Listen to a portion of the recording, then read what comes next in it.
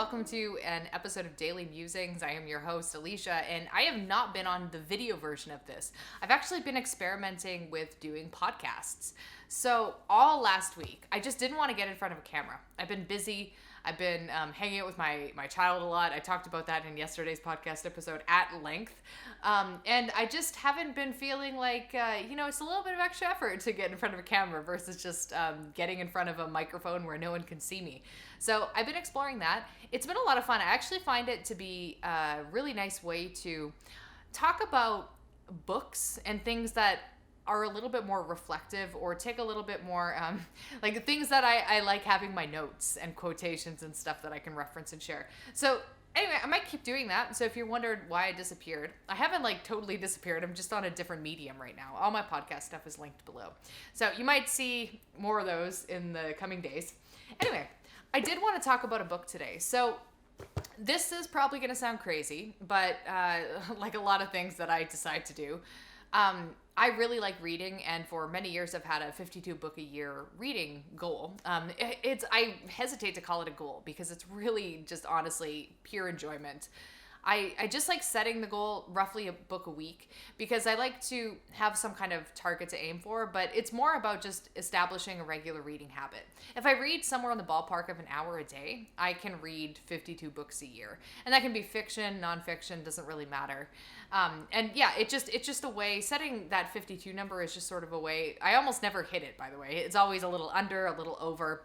But setting the number is a way to remind me that I actually really quite like reading and I should prioritize doing it. But since I'm getting a little bit more into study type reading this year, I'm doing a little bit more of some deep dives and research projects and things. So I decided to boost that number up. I'm aiming... in the back of my mind anyway, I'm kind of aiming somewhere in the ballpark of 2 books a week, and I've been just living for the public library lately, so that's pretty easy because I tend to put books on hold like a crazy person, and then they all come in, and then I'm like, oh, I gotta go back, and then I feel compelled to read them. One of those, and I wanted to talk about this one today, that really pumped me up and made me full-on hype to learn language is this book by Gabriel Weiner called Fluent Forever. So this is a book that was recommended to me through some random person on the internet. Just basically is a really great language learning book. So I've been going down a language learning rabbit hole a little bit because I have a 3-year-old, and I've just been curious, like, how does bilingualism work? I'm a monolinguist. So all I speak is English. I grew up in Canada, so I spent elementary school and high school learning French, but poorly. Like, I don't retain much of that even now. But I've always been interested in the idea of learning a second language. I've dabbled in Dutch for when I spent a month in the Netherlands back in the day. I wanted to have like a working knowledge of it. But the thing that I found with language learning tools that I've used in the past is that, I have several problems with them. One of them is that my pronunciation is bad. So I remember going to France just really briefly. I didn't spend much time there. And just like I didn't want to speak any, like even if I knew a few words, a few phrases, I didn't want to speak anything because you go somewhere in Paris and you say a sentence in French and you pronounce it so badly. It's just embarrassing. Like, it's super embarrassing. And then like the waiter or whoever you're talking to is embarrassed for you, and then they speak in English. Sometimes they get a little moody about it too, at least in my experience. So that's been a barrier for me, the idea of learning language and just sounding stupid and like a buffoon, someone who's... It's almost disrespectful, right? If you're trying to speak someone else's language and you're like, bonjour. It's... I feel like it just doesn't make a good connection between myself and someone who speaks another language. So... with all that in mind, I basically abandoned all attempts to learn languages in the past. I have come across people, I can't remember who did this specifically, but one of the main schools of thought with becoming fluent in a second language is to basically go to whatever country whose language you want to speak and go in like 100% full immersion, as in you land in that country, you literally stop speaking English entirely to no one. You don't have to like pre-study it or learn anything. You just drop yourself off in a new place, and by not allowing yourself to speak any English at all, that immersion will allow you to pick things up actually really quite fast. So I've read stories where people are learning languages in 3 months, 6 months, etc., by doing this kind of intense deep dive immersion. However, and this is a big however, most people, myself included, don't have the luxury of time to just, hey, let's go to some random country for the next 3 months, especially during COVID. But even that besides, I can't just fly to France and stay there for 3 months and not speaking any English. I have other things, responsibilities that I can't just drop. So I've been kind of like, well, if the best way to learn a language is this immersion and I'm not able to have this immersive type experience, then maybe, it's not worth learning language.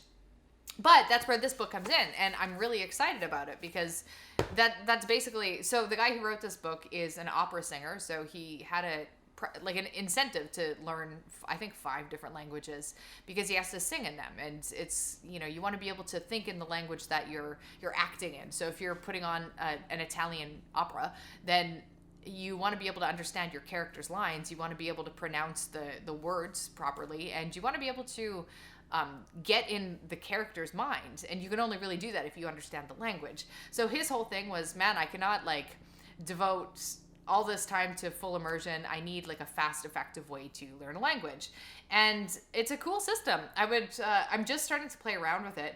So it's based on, I got this big stack of flashcards, and by the way, I said this in yesterday's video, I totally don't have time to just start learning language, but here we are anyway. I'm always in pursuit of the thing that is fun, and right now this seems like a lot of fun. It doesn't feel like another work project. It feels like, this is a good not just something different from what I'm doing otherwise, just something that's totally without a purpose, without it's not connected to any greater ambition or anything. It's just purely fun. And how often do we cut ourselves out of things that are purely fun because there's no profit in it or there's no higher gain? If you go 10 steps down the road, you can't see the way that it's going to pay off in your life. Sometimes it's just, why not just do things that are fun because they're fun? Why do they always have to have a payoff? And of course, learning a language almost definitely would have a payoff. So I'm trying to reframe this for myself. Anyway, I got a whole bunch of index cards because this system rests on something called the SRS, which, is eluding my brain what that stands for right now. Spaced repetition system. There we go. Basically, you learn small bits of language, such as the most popular words, like the 625 most popular words in any language, and then eventually you migrate to grammar and sentences and things like that. It gets more complex, but it's all resting on this spaced repetition system. So every grammar word that you learn, and I'm going to be putting these on actual index cards, you're not going to be, and this is one of the most interesting parts of it, one of the most important to me, is that on each index card, you are not putting the English translation. So a lot of systems, so for example, Duolingo will, the app for learning languages is all text-based. So if I'm translating apple and pomme, then again, apologies for any bad French pronunciation.